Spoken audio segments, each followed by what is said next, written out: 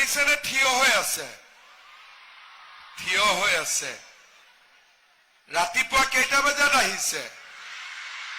কেইটাত? 5টা।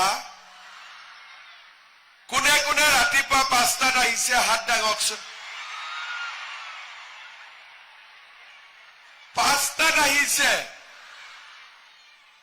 আৰু ঘৰৰ পৰা কেইটাত ওলাইছে? 4টাত। ইয়াতে আহি 5টাত পাই গল। সঁচাই কৈছে নে? 5টা বজাত সঁচাকৈ কৈছে না? বাপৰে, ৰাতি শুইছিলে নে নাই? কালি ৰাতি কোনেও শুৱাই নাই। আকৌ কিছুমান মহিলাই কালিও ইয়াত মিটিংখন চাব আহিছিল নেকি ক'ত বহিব পাৰো বুলি? কেইটাত আহিছে? 5টা। বাপৰে, আজি চেক দিবই লাগিব 5টাত আহিছে যেতিয়া। আজি চেকখন নিদিলেও হ'ব নেকি? নহব, আজি দিবই লাগিব। ঠিক আছে, এতিয়া ভোক লাগিছে নে নাই? কোনবাই লগত পিঠা পনা কিবা লৈ আহিছে নে অহা নাই? একো অনা নাই। কিন্তু অহাবাৰ যেতিয়া আপোনালোকে ভাত খোৱা নাই কাৰণে এতিয়ালৈকে ময়ো ভাত খোৱা নাই। গতিকে অহাবাৰ আপোনালোকে লগত পিঠা তিঠা লৈ আহিব। হ'ব? ঠিক আছে। মই আপোনালোকক কেইটামান কথা কম। কথা কেইটা আপোনালোকে ধুনীয়াকৈ শুনিব। তেতিয়া আমি সকলোৱে আৰু আগবাঢ়ি যাব পাৰিম। আজি যেনেকে ৰাতিপুৱা 5টা বজাত আহিছো, তেনেকৈ আগলৈও অহাৰ কাৰণে আমি সুযোগ পাম।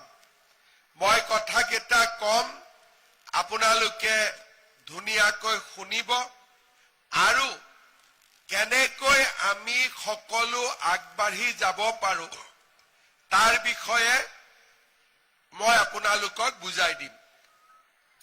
আজিৰ সভাত আমাৰ মাজত উপস্থিত অসম চৰকাৰৰ শিক্ষামন্ত্ৰী আৰু লখিমপুৰ জিলাৰ অভিভাৱক মন্ত্ৰী ডক্টৰ ৰণোজ পেগু ডাঙৰীয়া, লখিমপুৰ সমষ্টিৰ বিধায়ক মানৱ ডেকা ডাঙৰীয়া, ঢকুৱাখানা সমষ্টিৰ বিধায়ক নৱ দলে ডাঙৰীয়া, বিপুৰীয়া সমষ্টিৰ বিধায়ক ডক্টৰ অমিয় ভূঞা ডাঙৰীয়া, মিচিং অটনমাছ কাউন্সিলৰ CM পৰমানন্দ চায়েঙীয়া ডাঙৰীয়া, লখিমপুৰ জিলা পৰিষদৰ সভানেত্ৰী সোনিয়া বৰগোহাঁই ডাঙৰীয়ানী, অজয় কোঁৱৰ ডাঙৰীয়া, জিলা সভাপতি শ্যামল শৰ্মা ডাঙৰীয়া, গণ পৰিষদৰ জিলা সভাপতি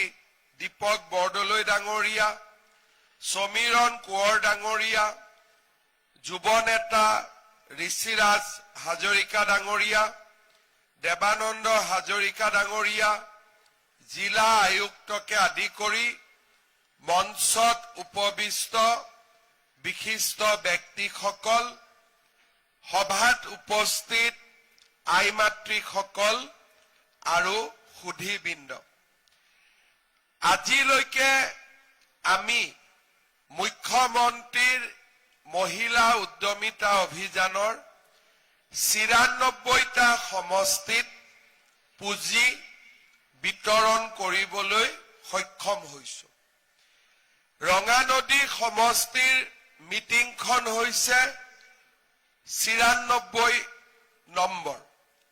অসমত ১২৬টা সমষ্টি আছে।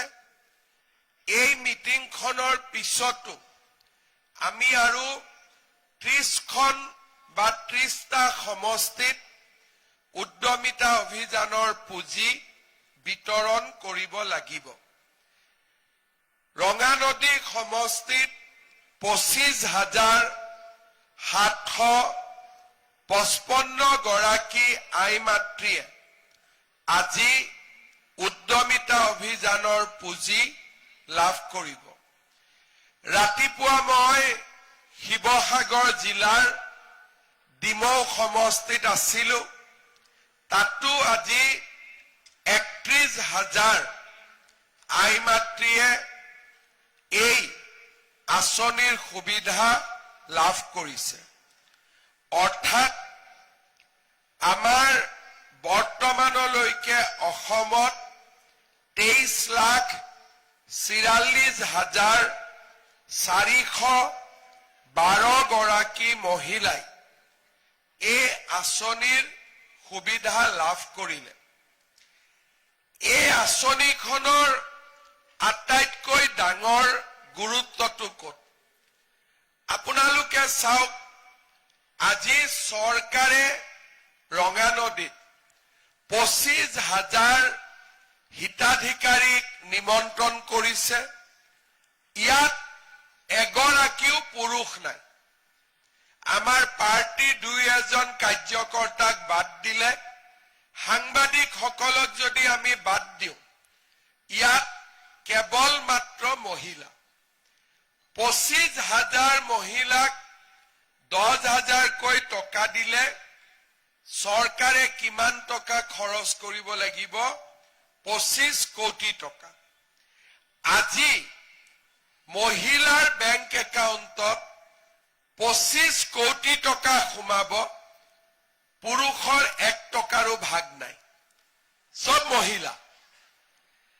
অসমত আগতে কি পাইছিলে? বোলে মহিলাৰ 30% ৰিজাৰ্ভেশ্যন। মহিলাৰ কিমান? বোলে 30%। আমাৰ চৰকাৰে কি কৰি দিলে? মহিলা 100%। 30% নহয়, 100%। আগতে অসমত কেতিয়াও 100% মহিলাৰ কোনো স্কিম নাছিলে। উদ্যমিতা আহিলে, অৰুণোদয় আহিলে, নিযুত মইনা আহিলে, আজি অসমত চৰকাৰী আঁচনিত আটাইতকৈ বেছি সুবিধা আই মাতৃ বা মহিলাসকলে লাভ কৰিছে। কোনোবাই ভাবিব পাৰে যে মহিলাসকলক আঁচনি দিয়া হৈছে, কিন্তু আপোনালোকে বুজি ল'ব, এইটো আমি আঁচনি দিয়া নাই, আমি আপোনালোকক সন্মান জনাবৰ বাবে ইয়ালৈকে মাতি আহিছো। এইটো আঁচনি নহয়, এইটো হল সন্মান। সমাজত মহিলাৰ যেতিয়া সন্মান বাঢ়ে, তেতিয়া সমাজত বহুত বেছি পৰিৱৰ্তন হয়। আগতে মই কেইবাগৰাকীও মহিলাক লগ পাইছো, ঘৰত কাজিয়া পেচাল হয়, গিৰিয়েক ঘৈণীয়েকৰ কাজিয়া হয়, কেতিয়াবা থানাতো গৈ পায়। অৰুণোদয় আঁচনি অহাৰ পিছত গিৰিয়েকে ঘৈণীয়েকক সোধে, 9 তাৰিখে একাউণ্টত পইচাটো আহিল নে নাই? আৰু পইচাটো বেংকৰ পৰা উইথড্ৰ কৰিবৰ কাৰণে গিৰিয়েকে ঘৈণীয়েকক মটৰচাইকেলত বেংকলৈকে লৈ যায়। তাৰ মানে এই অৰুণোদয় পুঁজিয়ে আজি ঘৰত মহিলাৰ সন্মান বঢ়াইছে। আজি আপোনালোক ৰাতিপুৱা 5টাত আহিছে, ঘৰৰ মানুহজনক চাহ তাহো দিয়া নাই, আজি ডাইৰেক্ট আহিছে। চাহ খুৱাইছে নেকি? চাহ খুৱাই আহিছে নেকি? মানুহজনটো শুয়ে আছে, আপোনালোক গোটেই ৰাতি সাৰে আছে, আৰু ৰাতিপুৱা চাহ খোৱা নাই। যদি বেলেগ দিনা হলহেঁতেন ঘৰত কাজিয়া লাগি গলহেঁতেন, কিন্তু আজি কাজিয়া নালাগে। কিন্তু চেকখন যদি লৈ নাযায় জোকাব জৰুৰ, নহলে চেকখন লৈ যেতিয়া ঘৰত সোমাব যে মামাই দিলে, বাস কোনো কথা নাই। ৰাতিপুৱা চাহ বনোৱা নাই, দুপৰীয়া ভাত বনোৱা নাই, ৰাতি ধুনীয়াকৈ ভাত বনাই গৰম গৰম সোমাই দিব ঘৰৰ মানুহজনক। এই যে ৰাতিপুৱা আপোনালোক মিটিঙত আহিলে ঘৰত গৈ গধূলি পাব, কোনো হাজবেণ্ডে কাকো গালি নাপাৰে। অৰুণোদয় আঁচনি, মহিলাৰ সন্মান বাঢ়িছে। নিযুত মইনা আঁচনি, মাক বাপেকে এতিয়া ছোৱালীক বিয়া দিবলৈ হুলস্থুল নকৰে। কলেজত পঢ়ক, টকাটো মামাই দিব। গতিকে ছোৱালীয়ে যিমান পঢ়ে পঢ়ক, কোনো আপত্তি নাই। এতিয়া উল্টাই মই ল'ৰা ছোৱালীবিলাকক চাকৰি এপইণ্টমেণ্ট লেটাৰ দিলে কওঁ যে বাবা চাকৰিটো পালি, এতিয়া যাতে গৈ বিয়াখন পাতক সোনকালে। এতিয়া আমাৰ উদ্দেশ্যটো হ'ল যে অৰুণোদয় লাখপতি বাইদেউ, আজি যদি আমাৰ ৰঙানদী সমষ্টিত 25,000 মহিলাক আমি যদি লাখ